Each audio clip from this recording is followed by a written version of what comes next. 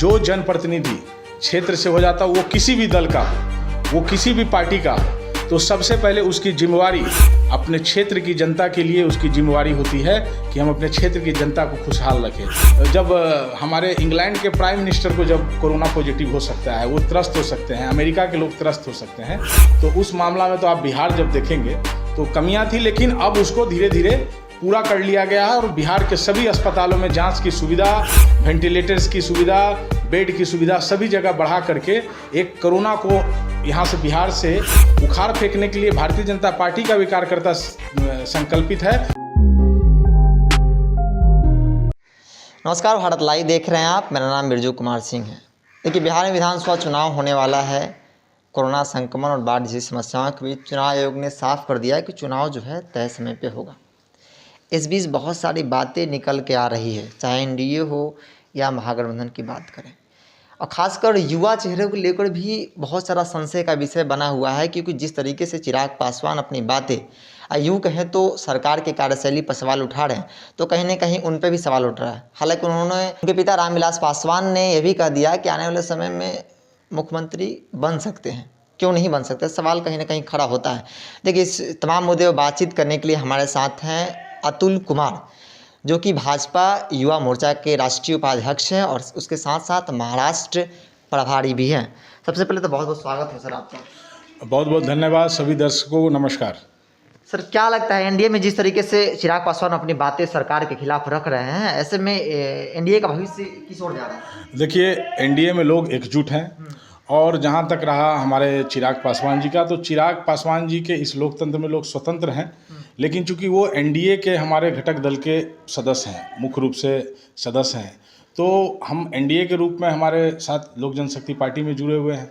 उनके कुछ व्यक्तिगत सवाल जवाब आ रहे हैं, वो उनका सोच है, उनके अंदर, उनके मन में क्यों ऐसे विचार आ रहे हैं, वो तो चिराग जी आने वाले दिनों में वही बताएंगे। लेकिन चूँकि जब हम एनडीए के पार्ट हैं, तो हम एनडीए में बिहार में जो हमारे भारतीय जनता पार्टी, जनता दल यूनाइटेड, लोक जनशक्ति पार्टी है, हम लोग मिलकर चुनाव लड़ेंगे।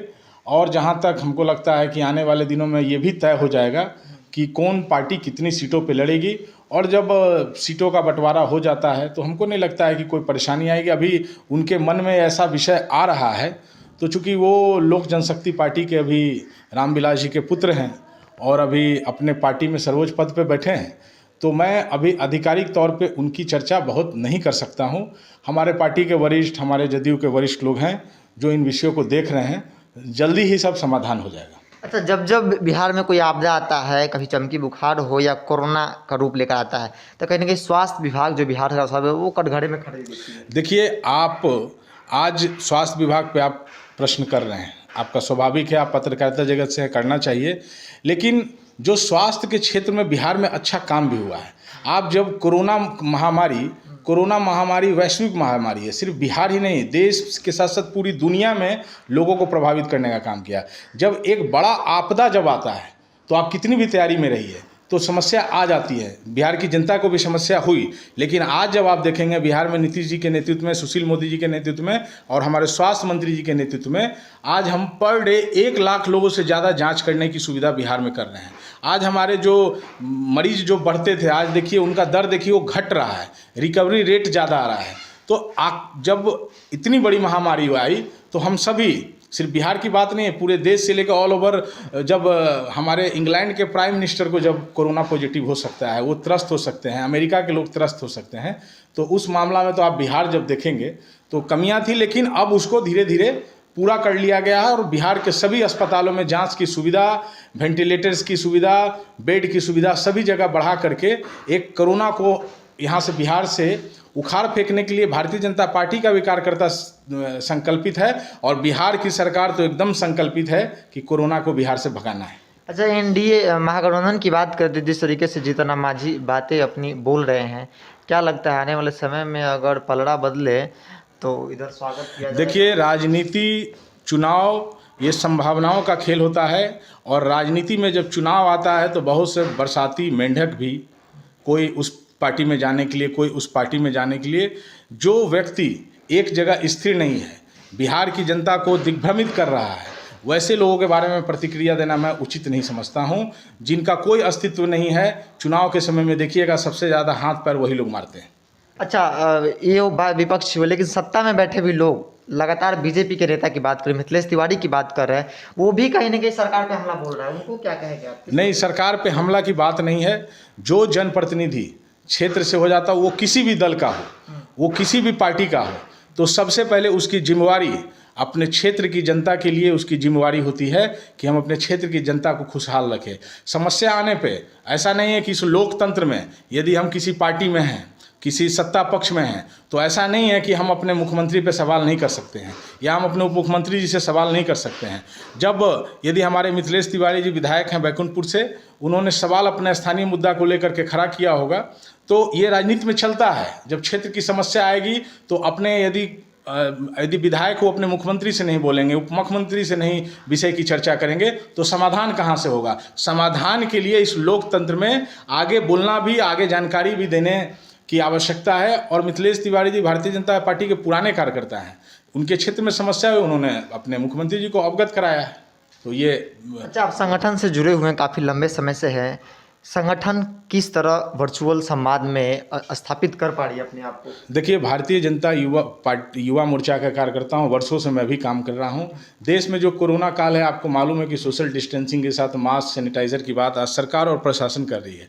इसमें आज जो तैयारी है, आने वाले दिनों में चुनाव आयोग का हो या आप देख रहे हैं कि माहौल चुनाव में बन रहा है, तब हम कोरोना से कैसे बचकर, इस महामारी से बचकर कैसे हम लोगों से जनसंवाद कर सके, पार्टी से, कार्यकर्ताओं से, लोगों से बात करें। ये सिर्फ भारतीय जनता पार्टी के कार्यकर्ता ही नहीं, देश में प्रधानमंत्री जी के नेतृत्व में पूरे देश की खबर वो रख रहे हैं।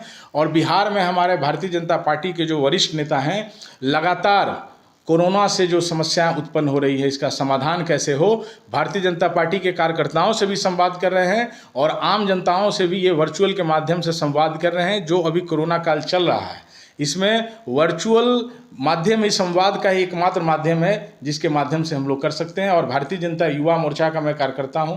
मैं आपको बताना चाहूँगा कि बिहार में हमारे भारतीय जनता युवा मोर्चा के द्वारा हर एक विधानसभा में युवा जनसंवाद करके आने वाले दिनों में कोरोना से कैसे निपटा जाए, चुनाव की तैयारी कैसे हो, ये संगठनात्मक विस्तार हम कैसे करें, ये हम आदरणीय हम लोग प्रदेश अध्यक्ष संजय जायसवाल जी के नेतृत्व में, सुशील मोदी जी के नेतृत्व में, संगठन मंत्री नागेंद्र जी के नेतृत्व में और हमारे बिहार युवा मोर्चा अध्यक्ष दुर्गेश जी के नेतृत्व में हम युवाओं को कैसे यहाँ पे भारतीय जनता पार्टी से जोड़े, इन सारे विषयों पर हम चर्चा कर रहे हैं। अच्छा, कहा जाता है कि अगर बच्चा पढ़ाई करे, एग्जाम न दे तो उस पढ़ाई का कोई मतलब नहीं होता है। आप भी काफ़ी लंबे समय से संगठन से जुड़े हुए हैं और ऐसा देखा जा रहा है कि जो भी लोग बहुत अच्छे मतलब मेहनत करते हैं संगठन में, उनको कभी ना कभी संगठन मौका देती है। क्या लगता है, विक्रम विधानसभा से आप इस बार पार्टी आपको मौका देगी, कुछ संभावनाएं हैं? देखिए, आप जब उदाहरण के तौर पर मैं आपको देना चाहता हूँ, तो आप अभी बिहार के स्वास्थ्य मंत्री जी को ले लीजिए। आप इनका बैकग्राउंड देखिए, साधारण कार्यकर्ता थे, पार्टी ने इनको स्वास्थ्य मंत्री बनाया, विधान पार्षद बनाया। आप हमारे आदरणीय नंद किशोर यादव जी को ले लीजिए, जो बिहार के भी हमारे पथ निर्माण मंत्री हैं, साधारण से कार्यकर्ता थे। कार्यकर्ताओं को प्रेरणा मिलता है, साधारण कार्यकर्ता होकर आज बिहार के मंत्री हैं।